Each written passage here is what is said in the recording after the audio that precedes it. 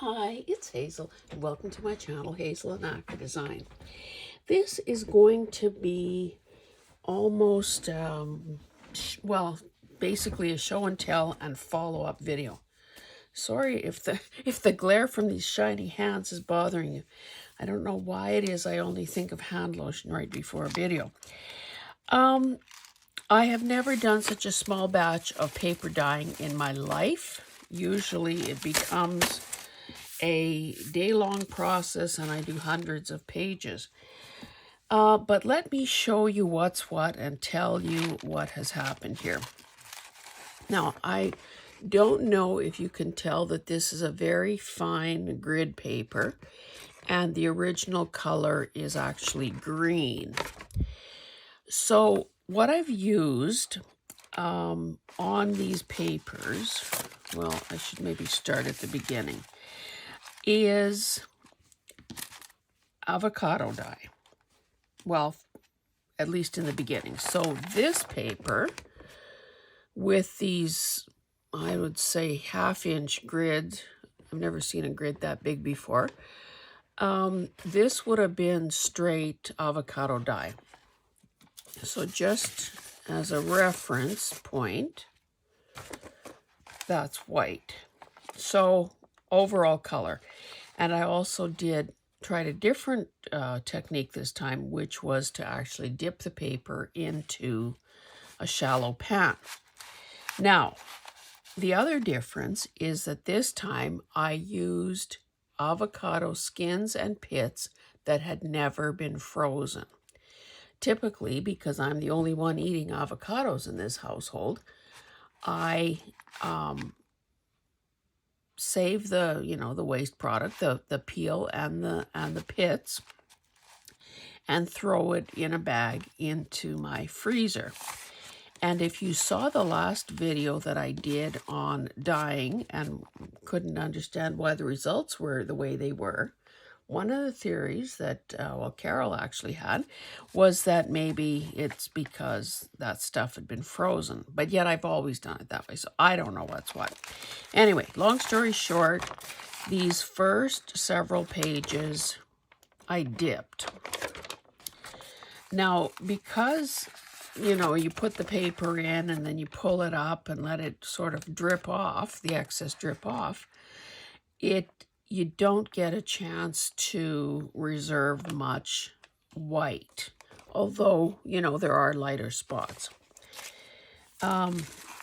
So nothing much to see here. Now I had seen a few very interesting videos that Thumbprint Creations by Carrie had done, and I will list her channel in the description box because I think it's worth checking that out.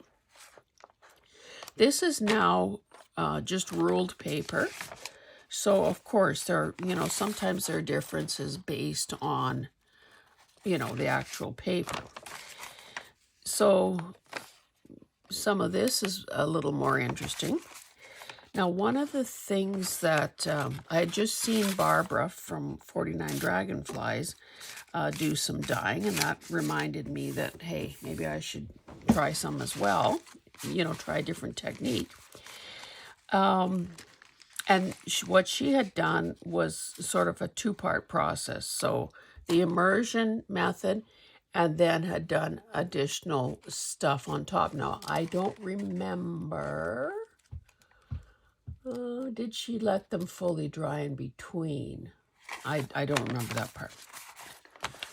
Now, the ones that are very creased are ones that I had wadded up. And of course, because I spread these all out all over the island and all over the countertops, things have gotten a bit confused as to what happened where. So probably nothing much to see in this bunch. These that are very wrinkled are ones that I wadded up, unwadded, and then dipped. Now, as much as I like ironing, I don't know that I would iron paper. I've only done that a couple times in my life, simply because wasn't the whole point of wadding it up to get this texture? And I think that ironing is kind of counterintuitive. Now, of course, wadded up paper becomes a little more fragile. You can see there's some tiny tears.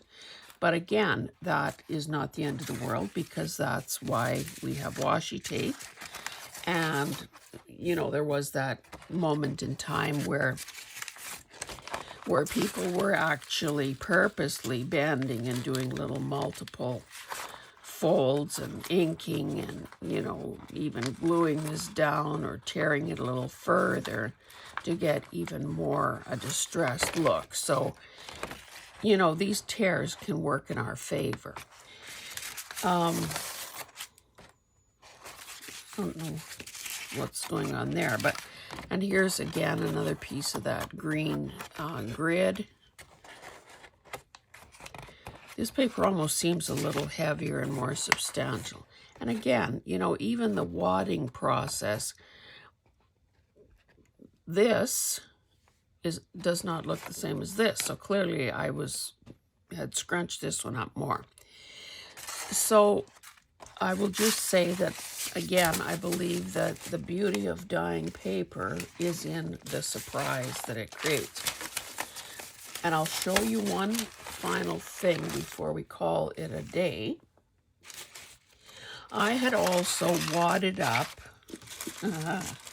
here they are, more, you know, this is like when you see something like this, you think, oh, she must have been writing the great Canadian novel and it wasn't going well, so she was throwing these well, okay, it would have had to have been on a typewriter to begin with.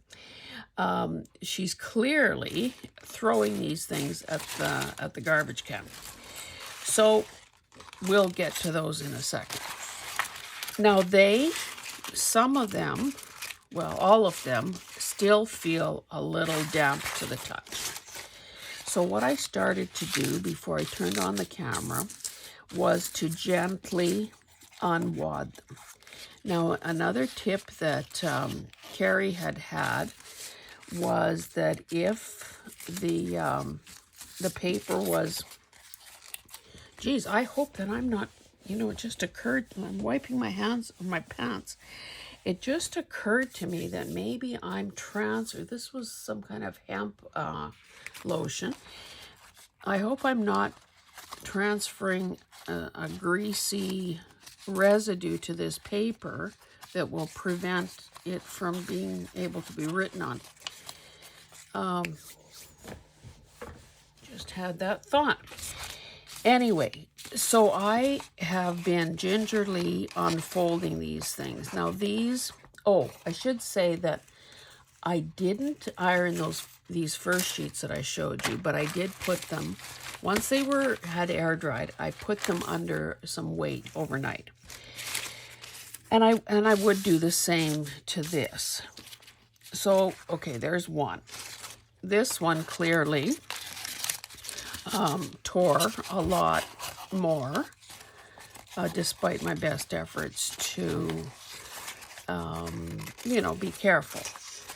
Now, again, the beauty, I think, of this technique is that you end up with a texture and you end up with a different look because of where the color settles.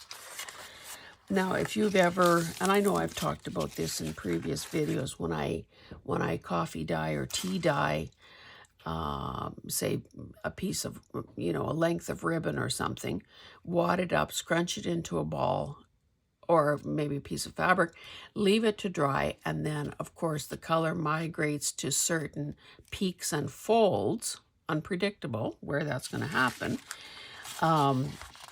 and then you get the much darker areas. This one, likewise, this is different paper. You can see it's got the holes on the side. So I'm not obviously going to do all of these, but let me just show you No, this one looks quite different, so maybe we'll try. Oh, this is the green grid. That's why it looks almost like it has coffee dye or something on it. Now, one of the things, and I really do recommend that you go to Carrie's channel and see what she did in those videos. That's still on my to-do list. She used RIT dye and got some absolutely gorgeous mosaic type looking or stained glass almost looking papers. Oh, I just did that. One of the, another tear. One of the things that she suggested is that if you're having trouble unfolding this scrunched up thing, to spritz it with, you know, coffee or something to re-wet the paper so that you can, you know, open up these folds. Now this is really still quite damp, so you would think, okay, maybe that helped. You would think that it would be letting go rather than tearing, but you saw it happen here, so obviously patience, sometimes in short supply, is required in this process. Now, I don't know what, if or what Carrie would have said about, you know, do you wait until the thing has entirely, you know, dry to the touch, or would, or what I'm doing, is that okay? Now, clearly, you know, the bulk of, there's another little tear there. And again, it's not the end of the world, because we spend a good part of every day tearing stuff up for collage, making bits of collage fodder, adding focal points and highlights and so on to the things we're doing. So all I've done here is gotten a head start on the tearing part. Okay, so that is probably as good as this is going to get for the time being. Now, so maybe you can tell that with the color difference here. This is damp, this is damp. These darker green parts are damp. Where it's lighter, those are the dry pieces. I'll do one more and then we will call it a day. Oh, another thing I forgot to tell you is those very first sheets that I was showing you, that was straight avocado dye. Sometimes, depending on what's on the state of Mother Hubbard's cupboard and how many groceries we have, sometimes there is more stuff in the fridge that is related to the studio stuff and paper dyeing than there is actual food. So one of the things that I had in the fridge, in a measuring cup, in a small spray bottle, in a big continuous spray bottle, was the experiment that I had done with rhubarb. So when it looked like I wasn't getting overly pink results with the avocado alone, I thought, okay, let me throw the remainder of that rhubarb stuff in there, because honestly, I didn't know, even though it's been refrigerated the whole time, I didn't know how much more shelf life it had before it would go funky. And I have to say, because of the nature of that plant or that fruit, it was very pulpy, and you know, I guess something happens in I'm not a cook, so I don't know, but something must happen in the cooking process the boiling process, that it almost, how can I describe it? It was almost gelatinous. So, yeah, that was another factor. Now, did that pale rhubarb, nice pink rhubarb color, did it add anything to the quality or the darkness of my avocado dye? No, I would say no. No, I haven't done the sniff test on anything. Really can't smell anything at all. So anyway, guys, I just wanted to share that with you. I don't know whether this has helped you or confused you or confirmed to you that she's one crazy lady. But I guess the point being, my word for 2025 is risk. And I've now come to the awareness that it's only paper, it's only time. And yes, time is more finite than paper, but it is like, unless you try something different, you'll never get different results. So I think that it was, see, this one, for some reason, opened up a lot better than that other green grid I had done. So don't be afraid to experiment with what you have. Don't be afraid to take a chance. You know, not everything is going to work. Remember Thomas Edison and his light bulb thing? I think common knowledge is that he did, 10,000 experiments? And he must have had quite the personality, because he said, it's not 10,000 failures. I've just found 10,000 ways that it didn't work. So, you know, think of that when you flick a light on. And certainly none of us are trying anything 10,000 times. So we can afford a little bit of experimenting, a little bit of discovery without, you know, without it. We don't have to dedicate our lives to this. We can just dedicate a little bit of time and have a wee bit of fun in the process. So I'm going to continue unwadding these. I will spread them out on the island to finish air drying.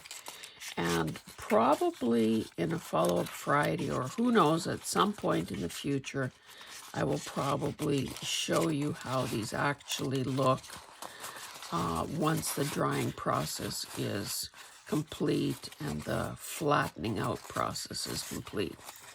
And I may, again, choose to just do a second step and do some additional spraying on top. Like, one thing that I seldom do, or maybe never, let's be truthful here, is something that Caroline from Caroline's Craft Tree and Barbara both do, and that's adding, you know, mica sprays or those, you know, those Ranger products that are in little spray bottles to add a bit of shine and glimmer to the results. So anyway, I'm going to stop there.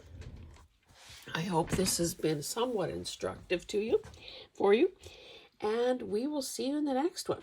If you haven't already done so, please subscribe. We seem to be stalled again at a particular number.